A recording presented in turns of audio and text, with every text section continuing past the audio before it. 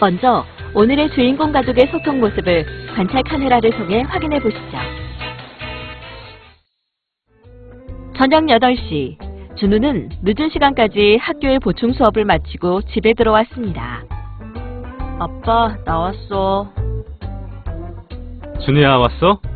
오늘 학교에서는 별일 없었어? 그냥 쪽지 시험 봤던 거 잘 안 나와서 보충 수업 해가지고 늦었어. 나 들어가서 쉴게. 힘없는 준우를 보니 아버지까지도 힘이 쭉 빠지는 기분인데요. 아버지는 시무룩한 준우의 얼굴이 마음에 못내 걸리자 어머니에게 사과를 깎아달라고 하여 사과 접시를 들고 준우의 방문을 여셨습니다. 준우야, 이거 먹으면서... 아, 뭐야. 나 혼자 있고 싶다고 했잖아. 노크도 안 하고 그냥 벌컥벌컥 들어오면 어쩌자는 거야. 아니, 아빠는 그냥 너 좋아하는 사과 챙겨주려고 그랬지. 그게 그렇게까지 화낼 일이니?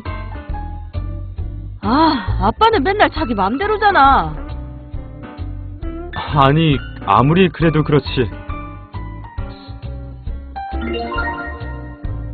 준우 아버지는 도저히 준우가 화를 내는 이유를 이해할 수가 없는데요. 준우 아버지, 준우를 이해하며 소통할 수 있을까요? 학교에서 돌아온 준우에게 다정하게 간식을 챙겨주려는 아버지는 너무나 황당하기만 합니다. 늦게까지 공부하고 들어온 준우가 안쓰럽고 걱정이 되어서 간식을 챙겨주려고 문을 열었더니 퉁명스럽게 말을 쏘아붙이는 자녀의 모습을 보니 아버지는 화가 나게 되죠. 평소에는 안 해도 뭐라고 하지도 않던 노크 핑계를 대면서 갑자기 아버지에게 대드는 준우. 대체 무슨 일이 있는 걸까요? 준우가 한 말에 답이 있을 것 같은데요. 집에 들어오면서 그냥 쪽지 시험 봤던 거 잘 안 나와서 보충 수업 해가지고 늦었어. 나 들어가서 쉴게 하면서 그 시무룩한 표정과 말이 원인이었던 것 같습니다.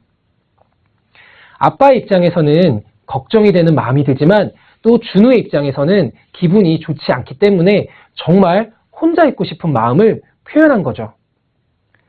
종종 우리는 부모 입장에서 보면 자녀가 보여주는 말, 행동, 태도 모든 것이 도무지 이해가 가지 않습니다. 이해가 가지 않으니 당연히 화를 낼 수밖에 없죠. 그런데 이때 잠시 올라오는 생각이나 감정을 멈추고 자녀가 왜 그런 말을 했는지 또 왜 그런 행동을 하는지 한번 주목해 봅시다. 분명 자녀의 말과 행동에는 분명히 숨어있는 의도가 있을 것입니다.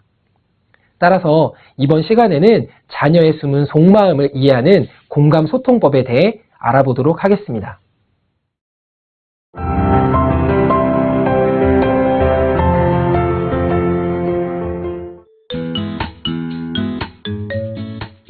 부모님께서 자녀의 숨겨져 있는 속마음을 알아야 하는 이유, 앞서 잘 살펴보셨죠?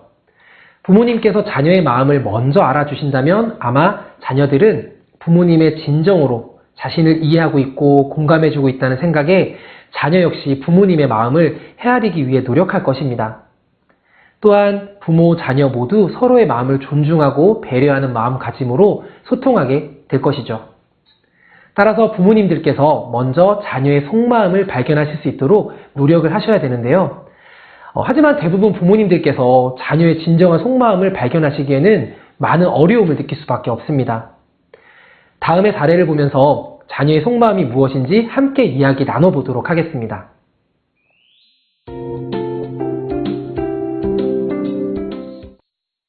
너 요즘 게임하는 시간이 부쩍 늘어난 것 같은데 솔직히 네가 생각했을 때도 그렇다고 생각 안 해?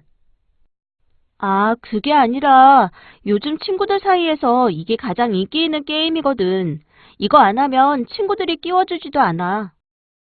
그래도 요즘 보면 하루 종일 게임만 하고 공부는 전혀 하지 않는 것 같아서 걱정이네. 아빠가 게임을 안 해봐서 모를 수도 있는데 이게 진짜 재미있어서 공부하다가도 생각나고 밥 먹다가도 계속 생각나고 그래. 친구들이 하는 게임이라 같이 하고 싶은 마음은 알겠는데 이제 곧 시험이잖아. 지금처럼 매일 게임만 하면 시험 공부는 언제 하려고 그래? 사실 나도 내가 너무 게임만 하는 거 알아. 공부하려고 하는데 그래도 잘 안 되는 걸 어떡해. 나도 시험 망칠까 봐 걱정된단 말이야. 요즘 청소년들 게임에 한 번 빠지면 헤어나오지 못하는 경우가 많은데요. 이 사례의 자녀도 그런 경우인 것 같습니다. 그럼 이 사례에서 자녀가 1차적으로 원하는, 즉 목표는 무엇일까요? 아마도 친구들 사이에서 인기가 많은 그 게임을 마음껏 즐기는 것일 겁니다. 하지만 부모님 입장에서 자녀가 게임을 마음껏 하는데 내버려둘 수도 없으실 텐데요. 이때 부모가 야, 하라는 공부는 안 하고 게임만 해도 되겠어? 야, 오늘부터 무조건 게임 금지야. 앞으로 게임 하기만 해. 라고 화를 낸다면 과연 자녀가 게임을 바로 끊고 공부를 열심히 할까요? 물론 아니겠죠. 오히려 역효과가 날 것입니다. 그런데 자녀의 말을 가만히 잘 들어보면 아이 역시 아빠의 걱정처럼 자신도 이러다가 시험을 망칠 것 같다 라는 그런 아이들의 마음이 느껴질 텐데요. 그러면서 공부를 잘하고 싶다는 마음도 함께 들어있는 것이죠. 다만 지금 현재 게임에 푹 빠져서 공부를 열심히 해서 좋은 성적을 받고 싶다는 그 속마음이 분명하게 드러나지 못하고 있는 것입니다. 따라서 이런 경우 부모님께서는 자녀와 대화를 할 때 현재 게임에 빠져있는 상황에만 초점을 두는 것보다는 앞으로 다가올 시험이 걱정된다. 그런 마음에 주목해 주는 것이 좋습니다. 게임만 한다고 자녀를 혼만 내는 것보다는 이렇게 말해줄 수 있을 텐데요. 한번 보실까요?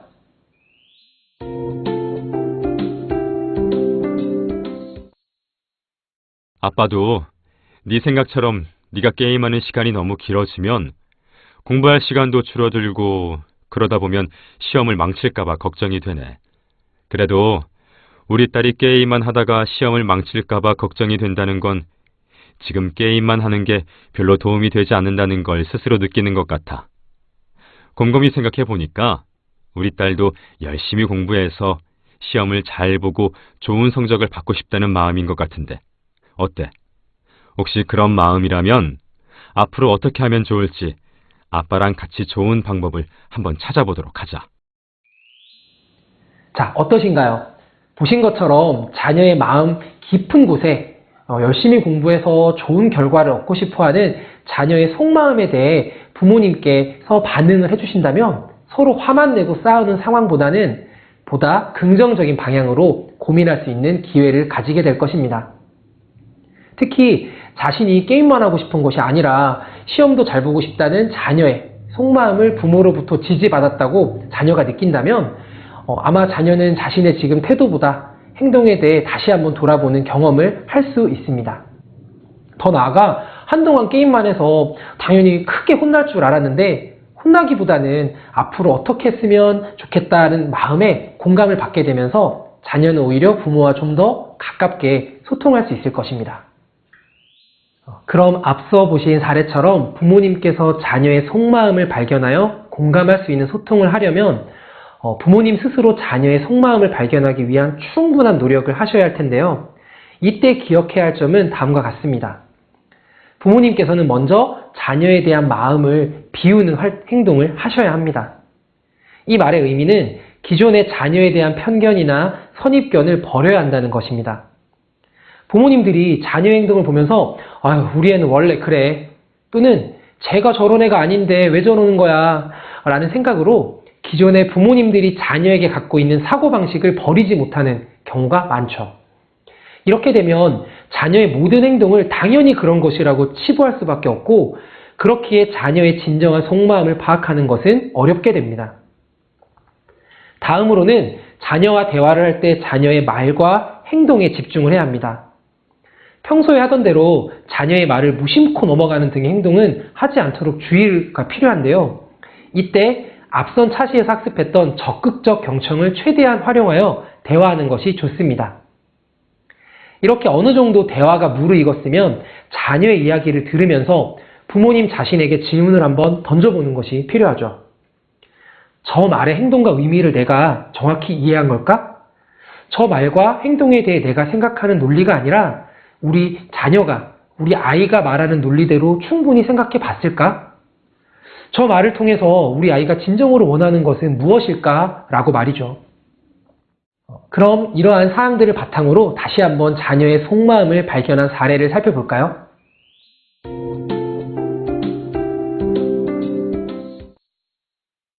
지용아, 오늘 담임 선생님에게 전화 받았는데 네가 친구들을 자주 때린다고 하시는데 어떻게 된 건지 이야기해 줄 수 있니? 저만 때리는 건 아니에요. 다른 친구들도 그냥 장난으로 다 때리고 그래요. 장난으로 서로 때리고 한다는 거야? 다른 애들도 다 때리면서 노니까 그런 건데. 진짜 장난인데. 지용이가 친구들과 장난이라고 생각하고 때리면서 노는 거라는 거지? 요즘 애들끼리는 그렇게 놀아요. 격투기 하는 것처럼요. 서로 때리기도 하고 장난도 치는데. 친구들과 어울려서 놀고 싶은데 그러다 보니 서로 때리게 되는 거네. 그러면 서로 때리지 않고 다른 방법으로 놀 수 있는 건 없을까? 뭐 운동하거나 게임 같은 거 할 수도 있겠죠. 그것도 좋은 방법이겠네. 지용이도 알겠지만 친구들끼리 장난으로도 때리는 것은 결코 친구들과 어울리는 좋은 방법이 아니잖아. 지용이가 원하는 건 친구들과 즐겁게 어울리는 것인데 친구를 때리는 건 아마 큰 문제가 될 것 같아. 이 사례에서 보면 우선 지용이의 엄마는 지용이가 친구를 때린다고 담임교사의 전화를 받았는데요. 최대한 지용이의 상황을 파악하고 이해하기 위해서 섣불리 지용이의 행동을 판단하고 비난하지 않았습니다. 만약 지용이를 만나자마자 너는 도대체 학교에서 어떻게 하고 다니길래 이런 전화가 와? 응? 친구들을 왜 때려? 네가 깡패야? 라고 했다면 지용이와 단 한 걸음도 진전된 대화를 하지 못했을 겁니다. 이어서 지용이는 친구들과 친하게 지내려면 친구들끼리 장난을 서로 하는 식은 문제없다는 그런 논리를 전개하고 있습니다. 부모나 교사의 관점에서 봤을 때 당연히 문제라고 느낄 수밖에 없겠죠. 이때 지용이의 비합리적인 논리에 집중을 해서 이를 논리적으로 반박하는 것은 순간적인 대처는 될 수 있지만 근본적인 변화를 가져오기는 어렵습니다. 오히려 지용이가 왜 그런 행동을 하고 있는지 근본적인 이유, 속마음을 파악하는 것이 적절할 수 있습니다. 지용이와의 대화를 통해 지용이 어머니가 발견한 지용이의 속마음은 바로 친구들과 즐겁게 어울리고 싶은 마음이며 그 마음을 충족시키기 위해 잘못된 선택을 하고 있는 것이죠. 지용이가 추구하고자 하는 마음가짐 자체가 문제가 되는 건 아닙니다. 결국 부모님께서는 지용이가 추구하는 목표를 충족시키기 위한 다른 방법을 알려주고 이에 대해 스스로 생각해 보게 하는 것이 지용이의 변화를 이끌어주는데 오히려 도움이 될 겁니다. 더 나아가 지용이가 많은 친구들과 즐겁게 어울리기 위해 친구를 때리거나 공격하는 행동보다는 운동이나 게임, 동아리나 또래 활동 등 새로운 방법을 찾을 수 있도록 부모가 안내해 줄 수 있습니다.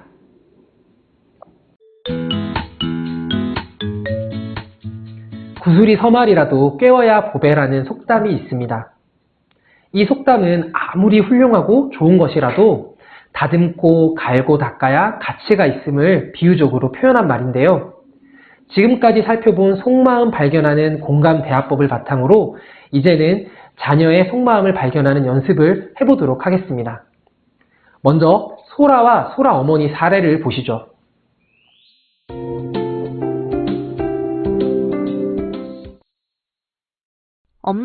엄마가 동생이랑 잘 데리고 놀라고 해서 나도 그러려고 했는데 놀다 보면 동생이 말을 하도 안 들으니까 너무 화가 나. 그래, 소라야. 소라는 동생에게 화를 내고 싶은 게 아니라 동생을 잘 데리고 놀고 싶은 거였구나.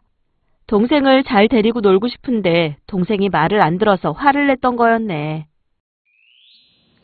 소라 어머니의 경우 소라가 동생을 데리고 놀다가 화를 낸 문제 행동에 초점을 두지 않고 소라가 엄마 말씀대로 동생을 잘 보고 싶었다는 긍정적인 측면에 집중하고 있습니다.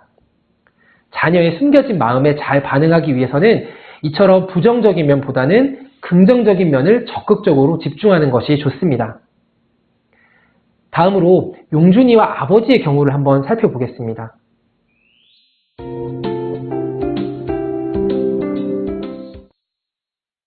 아버지, 저는 컴퓨터 공학에 관심이 있어요. 그런데 아버지는 계속 제 이야기는 끝까지 듣지도 않고 저한테 정보통신 분야가 유망하다고 계속 강요하시는 게 너무 싫어요. 저도 제가 하고 싶은 게 있다고요.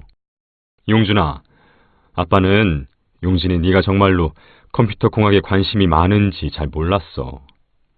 지금 네 이야기를 듣고 보니 네가 좋아하는 관심 분야에 대해 아빠도 관심을 가져야겠구나. 평소 용준이의 아버지는 자녀가 진정으로 원하는 것에 대해 크게 관심을 가지지 않았을 가능성이 높습니다. 용준이는 아버지에게 자신이 관심을 가지는 분야에 대해 인정받고 싶었을 겁니다. 하지만 아버지는 늘 자신의 이야기를 듣지 않고 아버지 입장에서만 말하는 그런 상황 속에서 아버지로부터 인정받고 싶은 욕구가 충족되지 못했던 거죠. 이때 앞서 살펴본 것처럼 용준이의 아버지가 그동안 미처 몰랐던 용준이의 속마음에 대해 관심을 가지고 적극적으로 지지를 하게 되면 용준이는 아버지와의 새로운 소통의 방식을 경험하게 되면서 아버지로부터 인정받는 것과 동시에 자신이 성장하고 싶은 방향에 대한 응원을 얻었다는 생각에 아버지와 진정한 소통이 가능하다고 생각할 것입니다. 이 과정이 너무나 쉬운 것처럼 느껴지지만 부모가 자녀의 속마음에 주목하면서 분명하게 알아차림으로 인해 서로 간의 공감을 경험하는 것은 많은 노력이 필요한 일입니다. 따라서 부모님들께서 지금까지 살펴본 여러 공감 소통법을 활용해서 자녀와 충분히 소통해 보시길 바랍니다.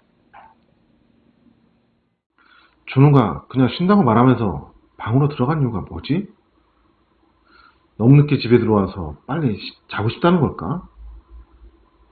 아니면 공부를 조금 더 하겠다는 말일까? 아니야. 표정을 봤을 때는 기분이 좋지 않아 보였어. 그러니까 혼자 있고 싶어 하는 것 같기도 해. 일단 준호가 말하기 전까지 조금만 더 기다려보자.